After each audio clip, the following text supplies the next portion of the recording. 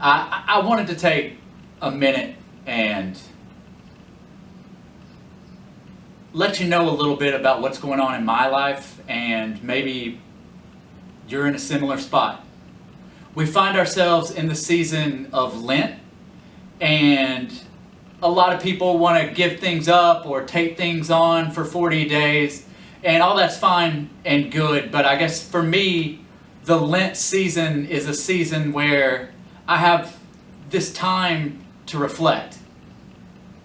And honestly, a lot of those times when I begin to reflect, when I find myself alone and kind of quiet in my room with my own thoughts in front of God, a lot of times I just see myself kind of just almost vomiting out all these worries and all these stresses and all these anxieties and all these things that I'm hoping that God's going to help me with. And it's almost like I'm crying out for Him to do these things. And in my devotion this morning, as I was kind of looking for God to kind of speak to me, I was brought to where Peter comes to Jesus after the resurrection, and Jesus says, "Do you love me?" And I felt like God was saying that to me. Scott, do you love me?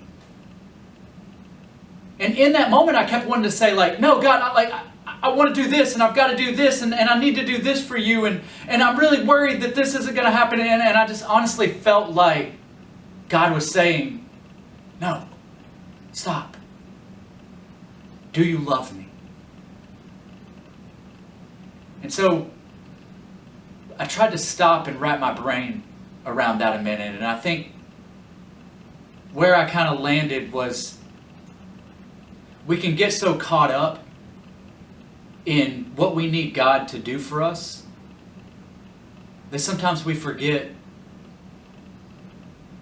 to just take some time to cling on to Jesus and to let Him show us how to love Him.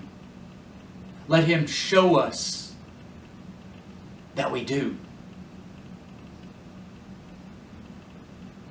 And we can have all our plans, and we can have all our things that we want to do, and all our ambitions, and all our worries, and all our stresses, and all our anxieties.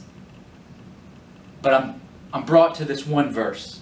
It's in Matthew 6:33. It says, "But seek first His kingdom and His righteousness, and all these things will be given to you as well."